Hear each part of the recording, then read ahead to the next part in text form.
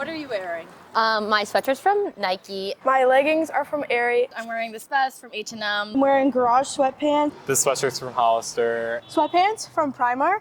Shoes, they're from Marshalls. An Old Navy bodysuit. Gymshark. My skirt is American Eagle. The shirt is from Forever 21.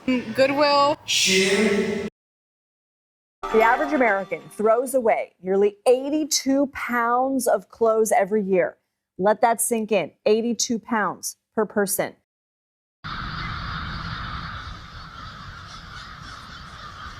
I am a professor and a department chair in fashion and apparel studies. Fast fashion is fast, of course, and that is, it would quickly adapt to the market trend and to meet the consumers' needs, mainly in the style. Essentially, consumers use less and less of the product. And so that means it will significantly increase the solid textile waste generation, and many of them would be ended into the landfill. According to the United States Environmental Protection Agency, the textile waste from 1960 to 2018 has increased by 11 million tons, and this number continues to grow every year. However, in 2023, the global textile production was 124 million metric tons.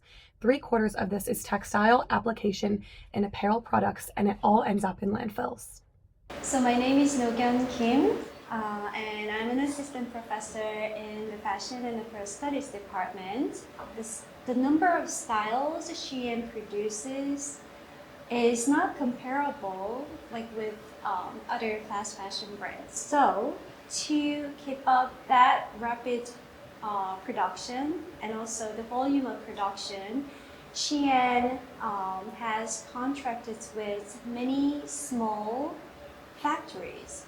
Those small factories are not typically regulated. The time that the factory given to the worker to complete the garment construction would be a very short period of time, and they do need to when they have an order and they need to deliver in a few days, which means they have to work overtime.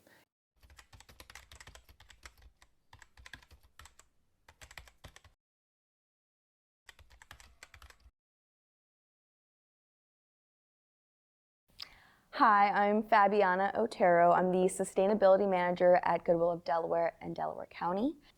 I would describe fast fashion, from what I've researched, as a company that overproduces, has multiple seasons in a year. But I will push back a little bit on the word itself, fast fashion. I think we have so much jargon right now in the world of sustainability, whether it's eco-friendly or organic or responsible fashion. I think at the end of the day, companies should be seen as, are they being responsible or not? But I think at a baseline, every company right now is to some extent fast fashion. Goodwill first and foremost prioritizes the reuse of donations. Goods that have more life in them, so why dispose of them when it can just go to someone else? So at the top of the hierarchy, that's called reuse. So we have these 3 channels where we can find a second life for these clothes. If clothes can't be sold through those 3 channels, we then sell these clothes to aftermarkets to find another second life elsewhere. Our biggest challenges when it comes to fast fashion is not having the data or the knowledge of what is necessarily leaving our facility. We've, as an organization, as a network, we've done audits, even at an international level, to understand the fiber composition of clothes that are leaving our operations. But there are consumers that do want the Sheins, or, without naming fast fashion brands like I just did, want those fast fashion brands because they're trendy.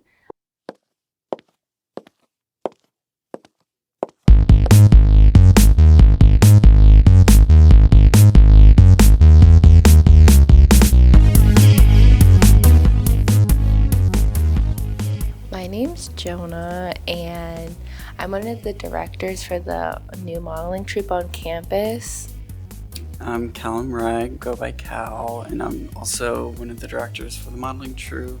Models would have to choose which companies they want to represent, and it's really hard because you have to do a lot of research in order to find out if companies are, paying their workers right, and if they're getting their materials, efficiently and cost effectively, but still maintaining that ethical standard. I feel like as models, we do take pride in what we wear and make sure it's sustainable, but when it's fast fashion, it kind of takes away from the uniqueness of a piece, because you can get it fast, you can get it from you can get the same type of thing that you would get in any type of stores, but when you have something sustainable and actually crafted, it shows, as a model, you showcase it, and so it kind of takes the uniqueness out of the equation when you're a model, because you're trying to model a garment that is unique that you wouldn't get anywhere else.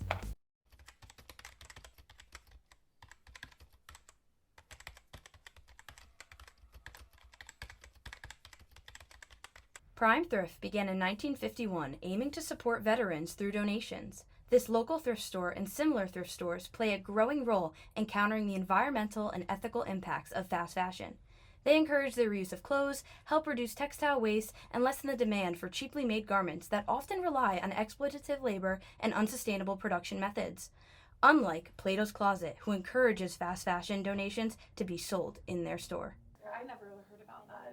Are there documentaries about it? My name's Abigail, and my major is fashion merchandising and management. I would say fast fashion is broken down into 2 or 3 parts. One part of it does have to do with the lack of sustainability. A lot of fast fashion companies want to use up cheaper materials. And then the second part, I would say, would have to do with a lot of labor exploitation. And it is the company's fault at the end of the day for investing in unsustainable materials and participating in overseas manufacturing where it's unethical and not paying factory workers fairly. But at the end of the day, the consumers are the ones who have this mindset where they need to shop trendy clothes and they constantly want new pieces coming in and out of their wardrobes. I know Shein, for example, releases 10,000 products daily. So the Rana Plaza crash happened back in 2016 in Bangladesh. What caused the crash was the lack of people keeping up at the factory and making sure that they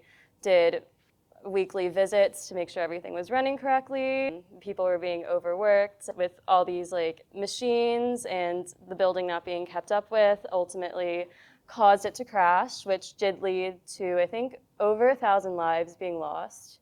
And you would think that this would spark change, but unfortunately fast fashion has only grown since then.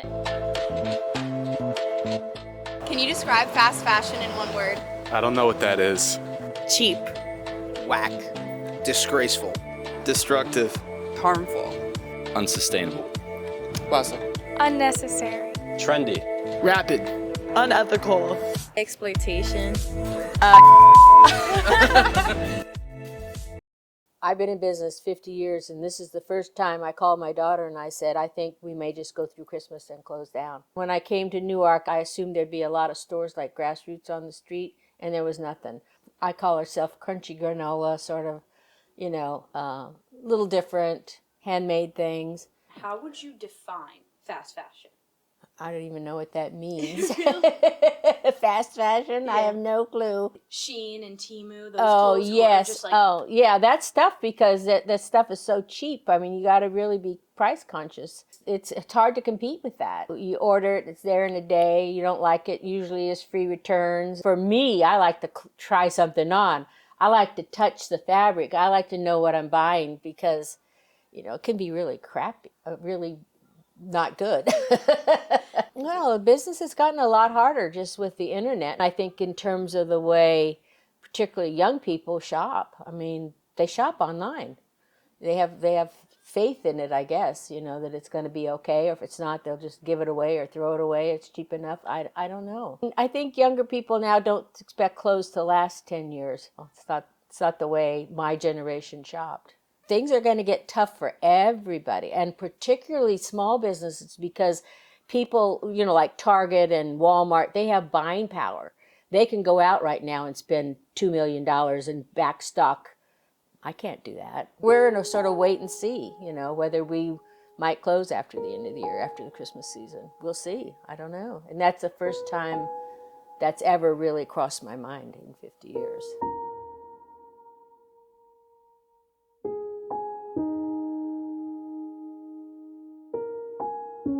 I think the ultimate impact of fast fashion is that while maybe in the past 10 years it's increased with no sign in the future of stopping, I think there's been more publicity on the negative impacts of fast fashion, so much so that we're starting to see legislation that is requiring brands to have more responsibility on the end of life of their product.